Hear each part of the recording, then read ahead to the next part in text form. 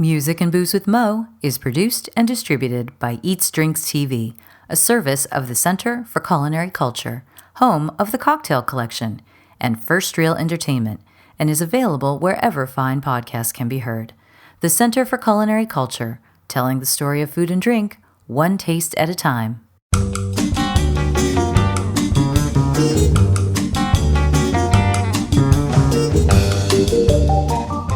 Welcome to Music and Booze with Mo. I'm Mo Herms, and I've worked in the music industry most of my life, so have met some pretty amazing musicians over the years. I also love a good cocktail, and I've encountered some really interesting bartenders as well. It seems that there's a lot of crossover, so when I can, I like to talk to musicians and bartenders about music and booze. Join us at the bar, won't you?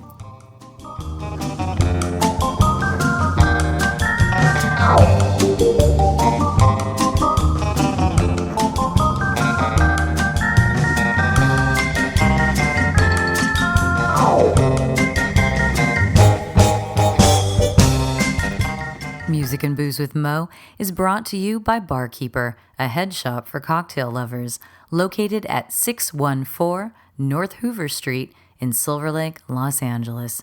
Stop by for barware, vintage glassware, a carefully curated collection of spirits, and one of the most impressive selections of bitters anywhere.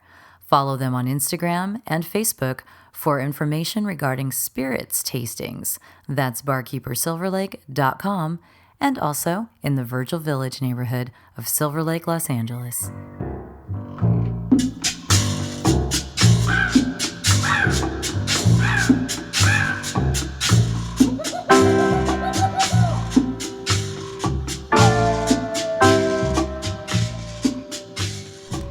Welcome to Mo's Tropical Summer. As any regular listener knows, every summer I get to talk with people from all over the world, actually, who work or own bars with a bit of a tropical bent to them, and this summer is no exception.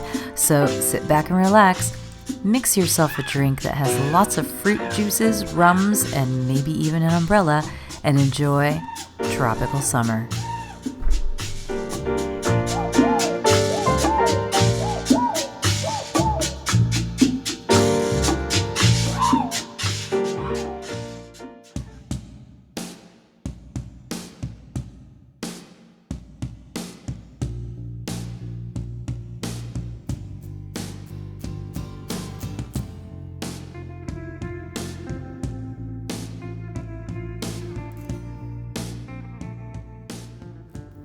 Today I get to talk to Michael Stelzner, aka Skipper, who is the owner of Tiki Tiki Bang Bang in Cincinnati, Ohio. But he wasn't always the owner. He started as a bartender there. So you want to listen to the podcast to get an idea of how that kind of thing can happen, about bringing Tiki back to Cincinnati, his days bartending in Nebraska, and a place that was a James Beard finalist contender, and growing up in the Bay Area and kind of starting with the tiki thing early. Oh yeah, also playing in lots of bands and doing a really fun emo night, because tiki is nothing if not emo. I'm kidding, but I love it. I love when things like this collide. So let's sit back and listen. It's a lot of fun. There's a lot of laughing here. Yeah, I guess there usually is, but this is a lot. Enjoy. And where you're working these days. Yeah, so my name is Michael Stelzner. Everyone calls me Skipper. I am the... That was something I learned this weekend, and it made me very happy. Yeah. Well, I found, especially at events like this at the Hookie Loud, but even just at the bar, if you tell someone your name is Michael, there's a million Michaels. Everyone, right? When I tell someone to call me Skipper, they remember that, right? They see the hat, they have the cute little nickname that goes with it, and it just locks in for them immediately. So I am the owner and operator of Tiki Tiki Bang Bang in Cincinnati, Ohio. Yeah, we are Cincinnati's premier and only tiki bar right now. We've been open for, at this point, 3 years, I want to say. Congratulations. Thank you kindly. The first 2.5 years were under the ownership of a company called Gorilla Cinema, that is owned by a man named Jacob Trevino. And in August of last year, he asked, I was excuse me, his longtime bar manager, and he asked if I just wanted to buy the bar off of him. Wow. The lease was coming up for it, and Guerrilla Cinema has just kind of moved into a lot of different directions rather than doing some of this, smaller single bar ownership stuff. And he knew that it was a dream I always had to own my own bar, and it just seemed like a match made in heaven, just a really obvious choice for us to make. That is so incredible. Ownership is not easy. No! Getting there is not easy. So that's fantastic. And you get to be the first tiki bar in Cincinnati. And or currently the only tiki bar in Cincinnati. Yeah, and it better stay that way. Yeah. Back off my turf. I would think in the wintertime people are really wanting to jump into your escapist Absolutely. spot, right? Yeah. Actually, the colder months, it's funny, is actually when our business picks up. A lot of people assume it's during the summer, and we have a very nice patio and what have you. But so does everyone else. So right? does everyone else, exactly, right? Not everyone has as good of a pina colada as we do, or a painkiller. We put Dole Whip mix in the painkiller at our bar. Oh, it's that sounds so dangerous. Yeah, when people ask what's the highest selling two cocktails at your bar, it is the Dole Whip painkiller. Yeah. Which is double the amount of our second highest selling cocktail, which is our Mai Tai. People love that drink. Yeah. It goes down easy, that's why. Oh, absolutely. So when did you start bartending? So I started bartending when I was going to college in Nebraska back in, I would say this was probably 2013, 14, somewhere around there. It was in my senior year of college. So I actually was big into the coffee thing. I feel this is a very common story for a lot of bartenders. I've been learning this, I feel, fairly recently. That crossover there, but I don't drink coffee. That's why I'm clueless about this. No, fair enough. Yeah. So I'd worked I'm born and raised in the East Bay area of California. I don't think I knew that. Which town did you live in? I lived in Clayton, which is a suburb of Concord, California. I was born in Antioch. Oh, I was a Berkeley, Albany kid for about 18 years. Oh, there you go. That part of the East Bay. But yeah, I know what you're talking about. Contra Costa County. So I had been working, before I moved to Nebraska for college, I had been working at a coffee shop out there. So, and they take it very seriously in the Bay Area. Oh, absolutely, right. Yeah, we were sent to actually Four Barrel Coffee in San Francisco to be trained out there even. So when I was in Nebraska, I was getting my degree in political science. I thought I was going to go to law school afterwards, be a lawyer. I was working at this law firm while I was taking summer classes. And this one day I was sitting in my cubicle staring at this computer in front of me. And I said, I hate this so much. I hate this with every fiber of my being. There is no way that I can do this. And you know what? I'm going to make that realization right now, rather than after I've put a bunch of money down to take the LSAT, to go to law school, all this kind of stuff, right? So I actually went to go try to find a coffee job. I could not get a coffee job, so I just applied for a bar. And that was where I started bartending. And then from there, actually, so when it comes to tiki bars, I'd been my parents were parrot heads. Yeah. When I turned 21, the first bar my father took me to was the Tonga Room in San Francisco. I was going to say, you have this Bay Area thing, and there's such opportunity. Absolutely. For historical Definitely. tiki, like the origins of it. The Tonga Room makes me so happy. I always take people there. I'm music industry. This is the time where you can take a sip of your beer. Oh, I'm music industry, and so my old boss, who was like a VP at like Warner Music and worked at Capitol Records, all this kind of stuff. He was in town, and I'm like, "Where are you staying?" He said, "The Fairmont." And I'm like, "Meet me downstairs. We're going to the Tonga Room." And his name is Larry, but his full name is Lorenzo. When he has a couple drinks, he becomes Enzo. Enzo showed up real quick at the Tonga Room, and he loved it. There was like a wedding band on a raft floating in the middle of absolutely, singing Bruno Mars, because he was repping Bruno Mars at the time. And I'm like, "See, he's everywhere. Yeah. He's even here." The Tonga Room is such a special place. So your parents took you there to break you in? They took me there. So when I went to Nebraska for college and I was bartending, I started getting really homesick for California. Yeah. And so I looked up tiki bars in the state. And there's only two that I know of. One was if you would drive like west, like 2 hours to this town called Kearney, which was this, and it had in if I remember, or like a Ramada Inn out there, Oh, really? had Yeah. this vintage tiki bar from the 50s called the Elephant's Eye that was inside in a Like in the treehouse lobby over or the something? pool. Oh, wow. Yeah, and like from And what it still existed? it still Even out exists. there? It's still there to It's this still- day, actually. Really? Yeah. Oh, wow. And it's you're not gonna go get a special Stellar Mai Tai or something, exactly, yeah. but it's An experience, yeah. So then the other one was La Colona Rum Club over in Oh, Omaha, okay. Nebraska, which is only an hour drive. That's Yeah. really not hard. It's way more tolerable. So I started just going in and having a drink and stuff like that. I was dating a woman who lived in Omaha. So then like we'd she worked nights, so we'd have like lunch together, and then by the time that she had to go to work, I would just be like, oh, La Colona's opened, I'm gonna grab a drink, and then drive back to Nice. Lincoln.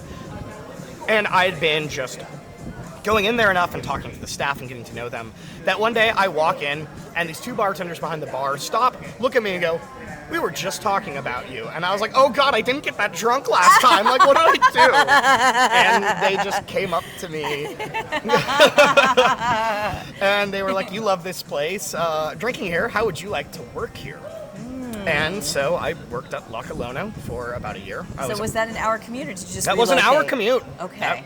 Yeah, because I was also then working at this James Beard semifinalist speakeasy in Lincoln, Nebraska, Yeah. called The Other Room, which is where I really learned a lot. The Other of Room? The Other Room. Okay, Yes, it was a yeah. speakeasy in an alleyway, actually. It was Classic. so Classic. cool. Love that. So cool. So there you're honing your craft chops. Exactly. Yeah, and then from there I went into tiki basically. And tiki, that's craft cocktails too. Yeah. So I was working between both of these bars and commuting and whatnot. And after about a year working at La Colona, I ended up leaving just because that hour-long commute, especially at the middle of the night, I was gonna say was brutal, right? I'd be like driving home with the window down, music up as loud as possible, like smacking myself on the face, like Totally. keep awake, like waiting for the UFO to get you. exactly, yeah, like there's you nothing cannot out stop there. driving and sleep Yeah. for a little bit. It's the middle of winter. It is 10 degrees outside. You will die. Yeah, totally. Oh my god. So I finally just had to, and I was sleeping on like couches of like some of the other people I'd work with and stuff, Yeah. and then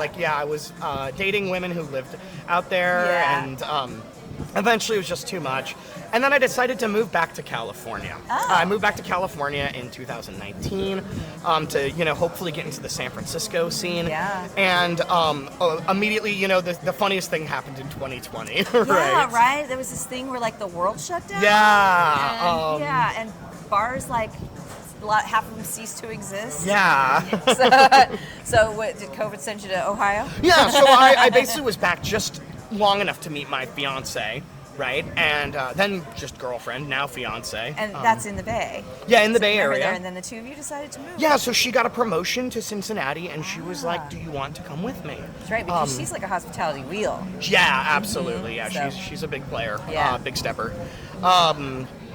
And when she asked, I basically replied like, well, one, darling, I love you, and two, I'm a bartender on unemployment right now in the middle of a pandemic, so like, sure. Why not? Well, I'm not doing anything. I'm living with my parents right now, right? Like, Let's start a new life. Yeah. I can help pack. and the tiki bar, Tiki Bang Bang, was hiring for exactly when I moved out there. Oh, wow. And I was all like, oh yeah, I do the tiki thing. I think I'm pretty good at it. Yeah.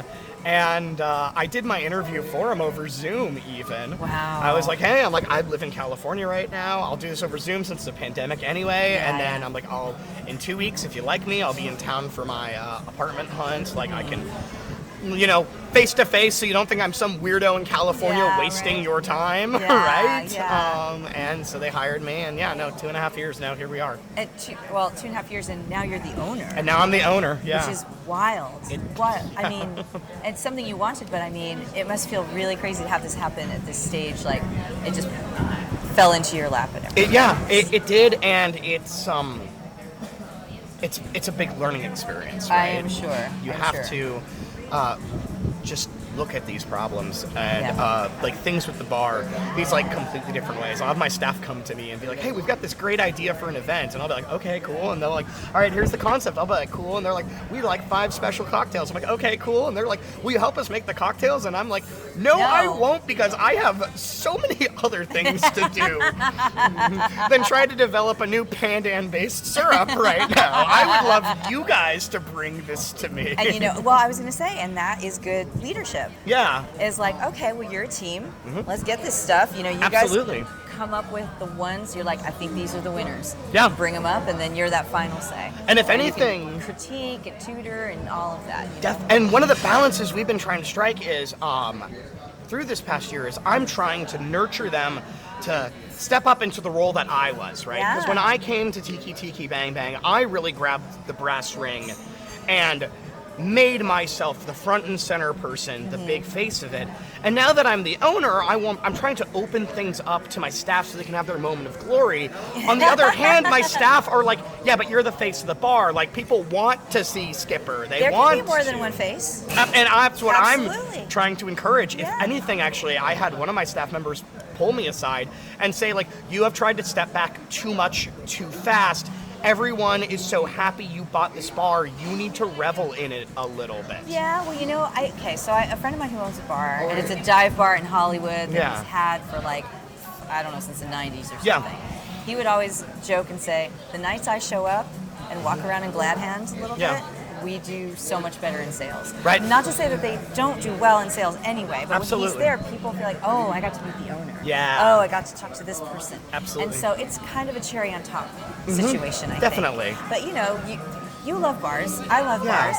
People always have their favorites. There's always someone. You're like, oh, that's the grumpy bartender. Oh, that's the bartender that does really good coconut style stuff. Yeah. You kind of get to know everyone, and it's that community thing that you've been working on building. So tell me about Ohio and Tiki, because I'm meeting you here with a group of Ohioans that work in various bars in various cities. So was there a culture there? So Ohio had, during that golden era of Tiki, to my understanding, and I'll say I'm a little spotty on this, so anyone listening, please, I know. please I don't remember everything me, either. if anyone. I'd have to get a book to quote from, yes. Yeah. Ohio actually had a very burgeoning Tiki scene during the golden age of Tiki, the 50s and 60s and whatnot.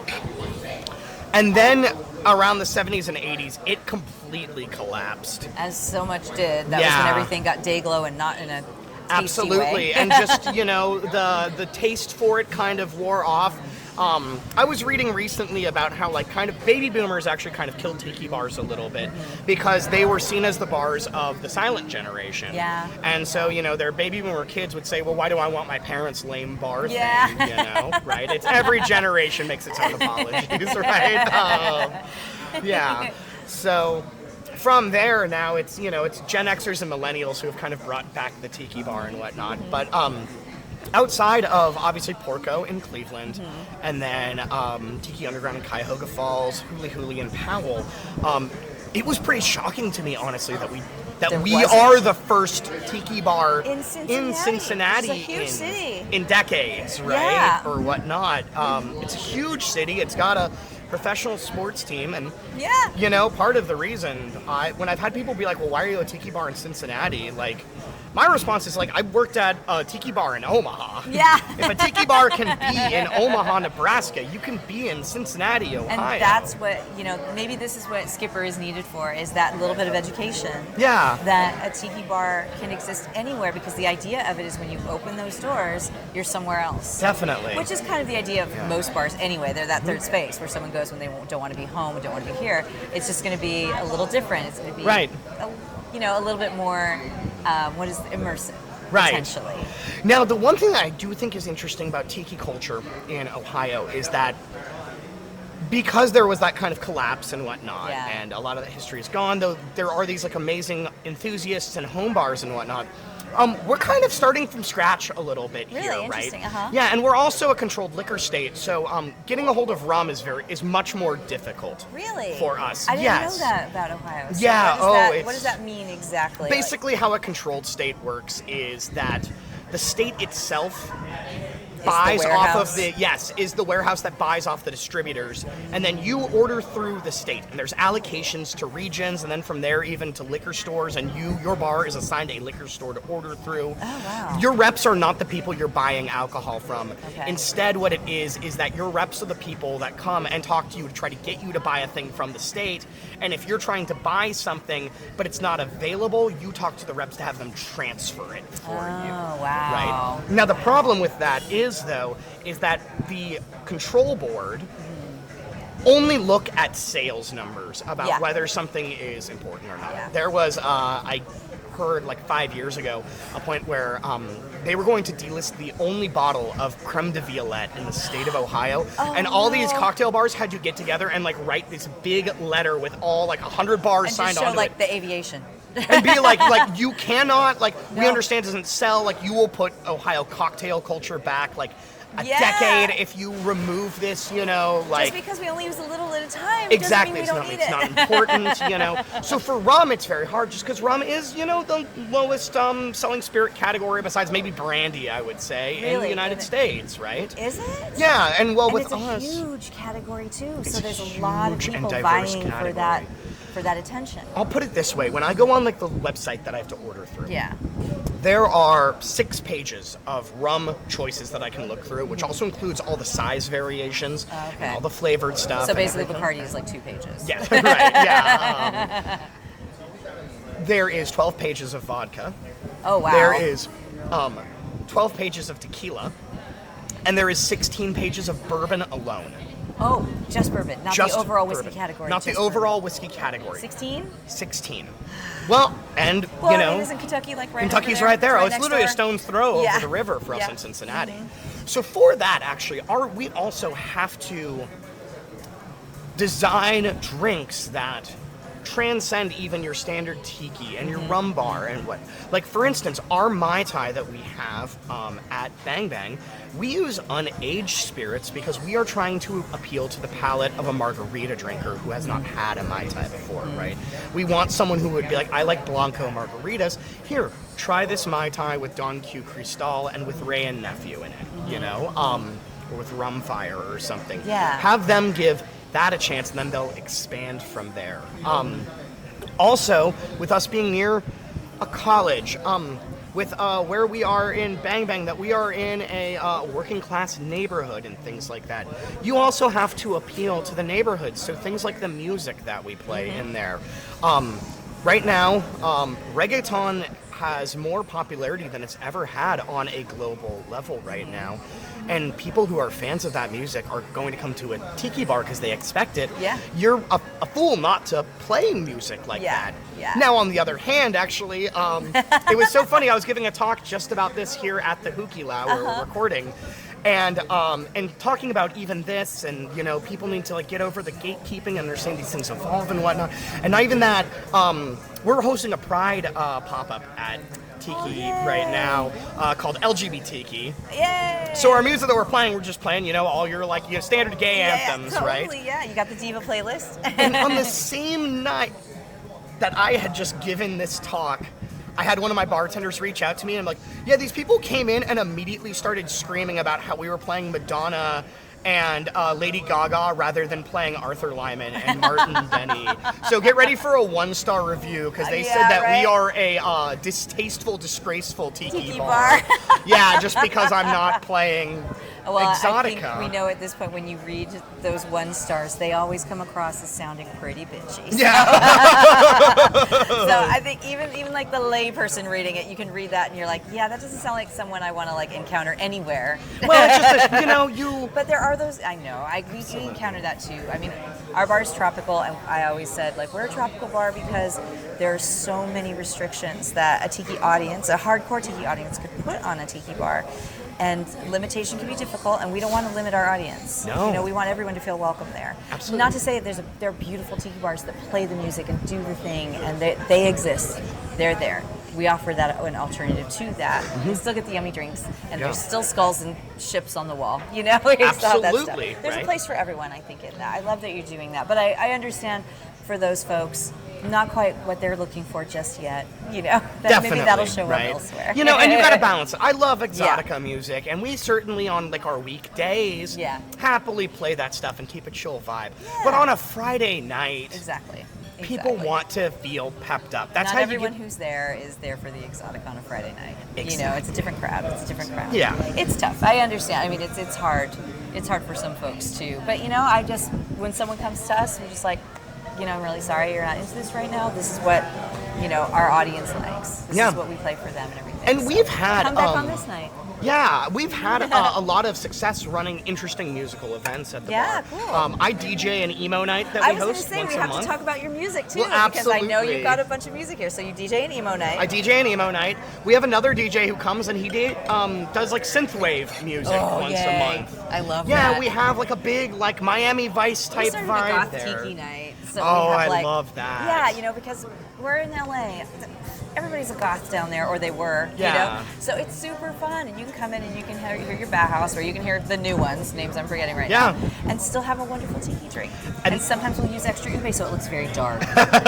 We've tried. We did Squid Ink for a while for that's emo a night great drinks. idea. Yeah, the absolutely. activated charcoal, but we don't want to mess up anybody's pills. I worry about that. Yeah. Usually we're kind of on the ube tip. We're like, it's so dark in here, and look, your drink is also looking black. Yeah.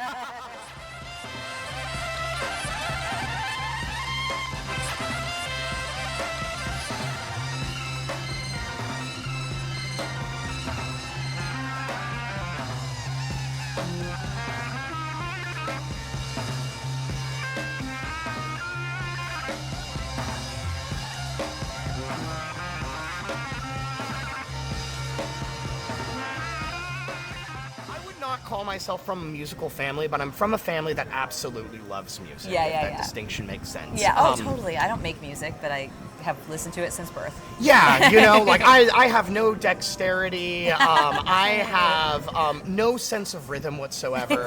I have a fine singing voice, but I'm not trained. You know, Yeah, right? yeah. I you're know how to great at play a karaoke. bunch of I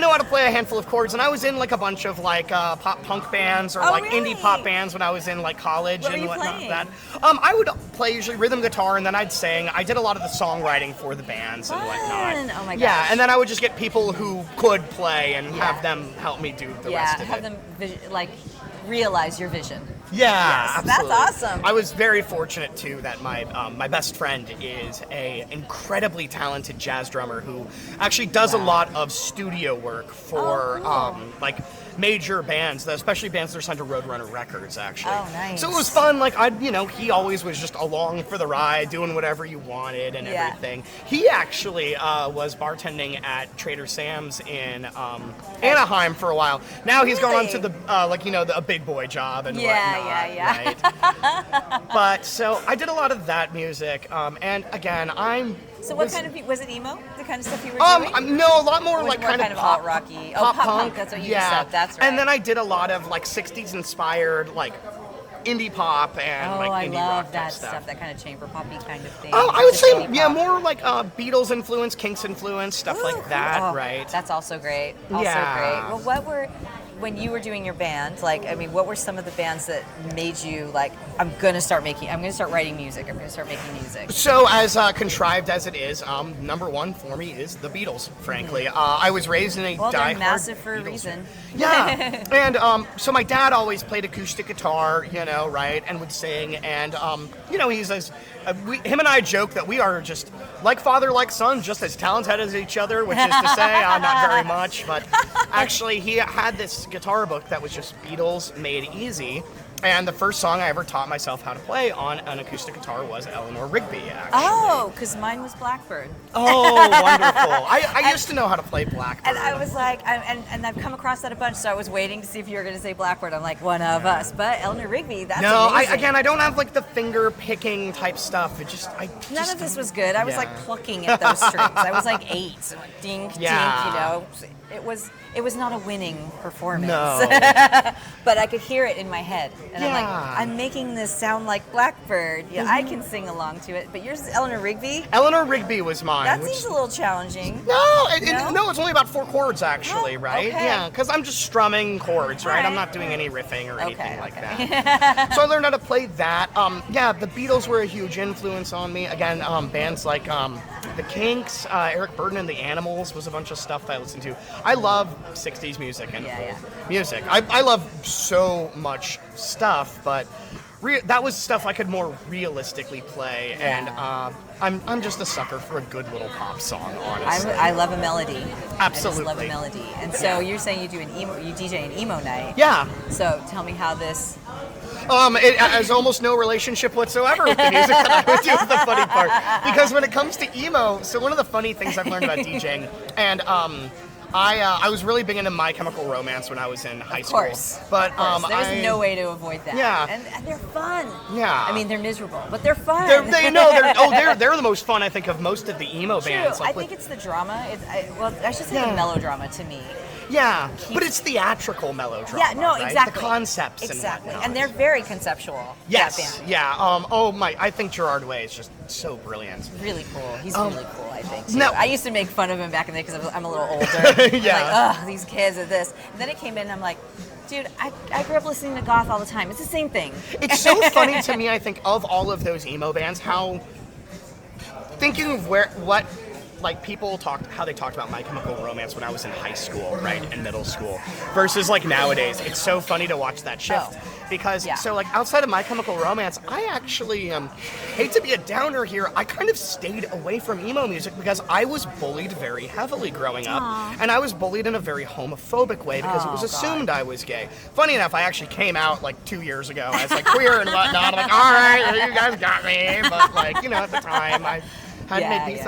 So I like tried not to listen to this music that had this very clearly homophobic stigmatization from it. You always heard about, these guys in their girl jeans wearing makeup and whatnot, kissing boys, and so just I tried grew up to in the stay 80s, away from the new romantic thing.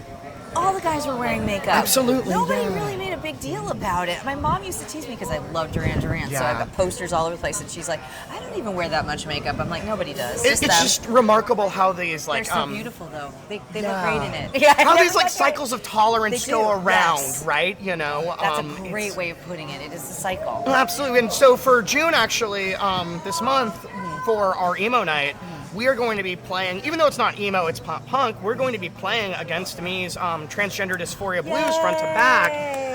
Wow, what an album that gets me just emotionally talking about it. It's so brilliant. When that came out, I was so moved by that. Just was like Laura's her everything that she's gone through. She's incredible. To become who she is and kept Against Me together. And they stayed with her and the fans stayed and I was just like, yes, more of this. Yes. Yes. And it's even just it's so disheartening to think about how when Laura came out 10 years ago, it was this wow moment, but it wasn't controversial by any means. No, it wasn't. And now here we are 10 years later. I know. And the discourse on just the right for trans people to even exist, it's heartbreaking to see. You're right, it's the 10-year thing, and I wonder what's happened in 10 years to have made some people decide we should revert back to the 1800s. Yeah. I mean, I see that too, and it's kind of this rolling back is insane to me, and I just see it as this last gasp of a generation that's just trying to get control. And I'm like, okay, kids, because I'm middle-aged, so I'm like, kids, I know that you're tired and you're stressed. You have to keep fighting. Right. You have to keep fighting, and you have to keep being visible. Yeah. Be visible, because this sounds very Harvey Milk when he was like, everyone come out, and not everyone has that luxury. It's difficult. Absolutely. But when people, it's still to this day, when people discover there's someone in their family, there's someone in their friend group, then the empathy opens up. Yeah. And they start to learn and understand, and then boom. Yeah. You know somebody, man. No, come on, everybody knows somebody. And I am so proud to say that the majority of the staff at Tiki Tiki Bang Bang is LGBTQ. Oh, it's great. It's really funny that our bar back is the sole like straight cis So- het guy, yeah. and we actually just put him because he's got a beautiful singing voice. So we put him on our glam karaoke flyer, and all the staff has been cracking jokes about you put the straightest guy on in the Elton John glasses on the flyer. You know, You're like allies. Yeah. You know, we support our allies. We need the allyship too. You know, get your allies together. yeah. But so to get back to emo night, Yes, funny enough, yes. when it comes to the music I like to play, and one thing I've learned about DJing is you have to balance what you like to play and what people want to play. Yeah. Because I actually like a lot of the older, heavier, a little bit more post-hardcore type stuff, like Sunny Day Real Estate. I love that stuff. Like Slint, like Jawbreaker, bands like that. Yeah. I think every Jawbreaker song makes me cry. Yeah. Like everyone. And I do like some of the softer stuff like American football and whatnot. Yeah. But then you have people who come and what they want to hear is they want to hear My Chem, they want to hear Fall Out Boy, Yeah, they want to hear yeah. Panic at the Disco, the kind of stuff that, you know, like old heads will like angrily be like, that's not really emo, Yeah. you know, right? So you've learned to sprinkle it in. No, yeah, you do both of them, right? And you also realize that you put stuff like Rites of Spring in the beginning for those old heads, because those guys are also not going to stick around till midnight. Totally. It's on a Thursday. They have a job the next day, but, you know, they're going to kill a couple beers, listen to me, play Gray Matter, and then they'll leave, and then I just, you know, then you start playing the hits later in the night and just keep it going. And the tipsy people are stoked and they're singing along really loud. Yep. And then it's super fun. We've got a karaoke night, and so usually after 11 or so is when it becomes very 90s heavy. And I'll sit there and I'm just like, they're so happy right now. Everyone's shouting into the microphone and they're so happy right now. Earlier, like you said, for us, our karaoke is a little older. Yeah. And there's a legendary bar in LA you may have heard of called the Tiki Tea. One of their bartenders. Absolutely. Yeah, I know one of the their Tiki bartenders Tea. is, I shouldn't reveal his age, but he's an older gentleman. Yeah. And he'll come in and he'll do old soul, like 60s soul. And he has a very soft voice, so it's very pretty when he sings. Yeah. And he gets up there very earnestly, is like, my girl, my girl. That's not going to fly at midnight. No. Right? But when he does it, and it's like half full in there, and everyone's a little older, it's the sweetest thing in the world. And you're so happy to hear it. So I completely understand how you've shaped your evening and everything. Yeah. It sounds like it's successful and everybody loves it. It is. No, it's going great right now. So we're very excited for this upcoming one. Yeah. I've started kind of giving them all, excuse me, little themes. Like last month in May, the theme was the Northern Downpour. So it was all like young emo love, you know, and using a lot more acoustic songs and sweet ballads and stuff. Yeah. And then the month before that, in April, we did the Rites of Spring Equinox. So it was all very, DC hardcore themed and stuff like that. Awesome. Oh, that's great. Yeah, we're just kind of perpetually tweaking it. Yeah. And then, so this upcoming, like June here at the end of the month, this whole one is going to be very LGBT themed. This is fantastic. And we're going to have a lot of... And that's very teachable too, because there might be some folks who didn't realize. Absolutely. And we're going to have to play some more modern stuff, right? Like, I know that they're not quote unquote emo, but when I played like Hollywood Baby by 100 Gex at an emo night, people do, like, it's a pop punk song. People are going to lose their shit over it. They have fun. Yeah, totally. Oh, that's so amazing. So I like that it sounds like you're taking this opportunity that you've been given to not only bring tiki into the world and educate people on tiki, but you're kind of bringing up some other causes too, kind of slipping some other things in there to record. Hola. Mwah. And that always happens. So easy to edit out. But it's Milton. But it's like, it's really wonderful that you're taking this opportunity to kind of educate your community on all kinds of things. Yeah. So, which, I mean, I saw you get emotional right now. You must be so proud when it works. Yeah, absolutely. It's especially those emo nights are like, they're my favorite night of the month. Yay. They're several of my staff members' favorite nights of the month. This last one we did outside on the patio rather than inside, and actually one of my bartenders, Colton, they were so mad Did that it feel they like were a concert? Oh, because they no, couldn't hear it they inside? couldn't hear it. The doors closed, right? And they were like, "This." They're like, they were like, "I work this night for this music, and I can't even enjoy it." And finally, they just came out and set up an outside bar, actually, as an excuse for them to listen to it. That's wonderful. I love it. So, okay. This sounds like a good place to kind of wrap things up. I'm curious, though, as other than the LGBTQ. Do you have other events lined up for the summer that people should know about? Are you still in planning stages? We're still in planning stages right now. However, of course, we have in October coming up, we will be having our 4th annual Ball of Cthulhu, which we actually have a DJ who every year comes and kind of just spins like dark wave, goth wave, stuff like that. I love it. Yeah, a little bit of metal and stuff. I love that. Yeah, oh, of course. It's the best. Yeah, part of the big 4 that I plan And then and actually I'll jump back over to the cocktail thing. So you were just saying you aren't as involved in the cocktail menu anymore. Yeah. Like as you were in everything. So there's still creation. So you've got the team that is now, is it a seasonal thing? Do you have standards? How do you guys Yeah, we've got a menu? mixture of, staff-made cocktails and then classics that we do. Always We will probably start working on our next menu here very soon, just Yeah. so that we can have it for next year and whatnot, How right? often do you guys change it up? So because Depends. we tend to also run some of these bigger pop-ups that will run month long. For instance, our LGBTQ is sponsored by Deep Eddy.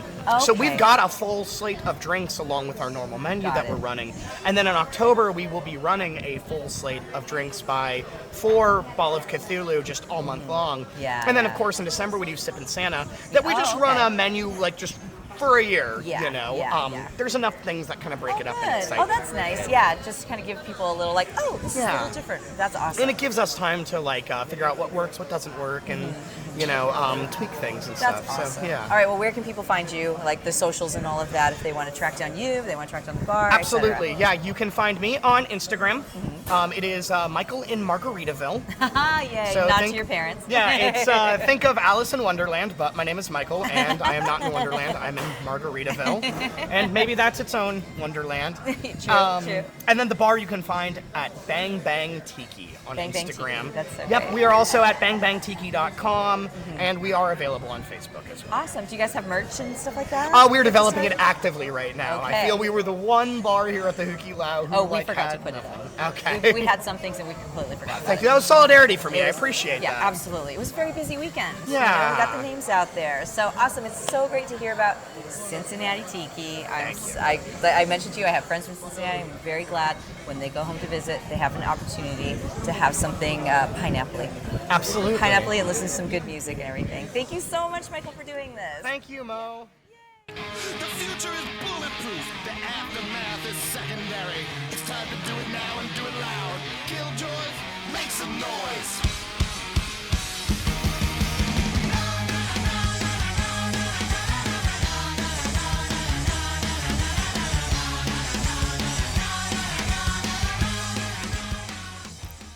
I so enjoyed that one, and I hope you did too. I really think that it would be worth a voyage with the skipper to the wilds of Cincinnati to check out Tiki Tiki Bang Bang. That would be at Bang Bang Tiki on Instagram, and for the skipper, aka Michael, it is at Michael in Margaritaville. Because when you're born a parrot head. So thanks for tuning in today. There's also a wonderful playlist over on the Music and Booze with Mo Spotify channel that Michael came up with for us. So go listen and enjoy. Music and Booze with Mo is brought to you by The Mermaid, a cozy neighborhood bar with an aquatic flair in the Little Tokyo area of downtown LA. Open 7 days a week, featuring tropical cocktails and snacks, The Mermaid also has a daily happy hour from 5 to 8 p.m. Follow The Mermaid on Instagram at TheMermaidLA to hear about upcoming events and check them out at TheMermaidLA.com. Head to 428 East 2nd Street, Los Angeles for a drink. Thank you for tuning in to our barroom chats on Music and Booze with Mo. For more info about today's guest, or if you want to connect with me, check out my Facebook page, Mo Herms. Please subscribe to the podcast and feel free to tell all your friends about it. While you're there, give the show a rating and a review. It really helps to get the word out. If you want to hear the playlists our guests have curated, search She Be Mo on Spotify, SHEBMO. Find pictures of the interviewees and the cool stuff they create on the Music and Booze with Mo Instagram account. Lower your expectations and join us at the bar. Till next time, cheers.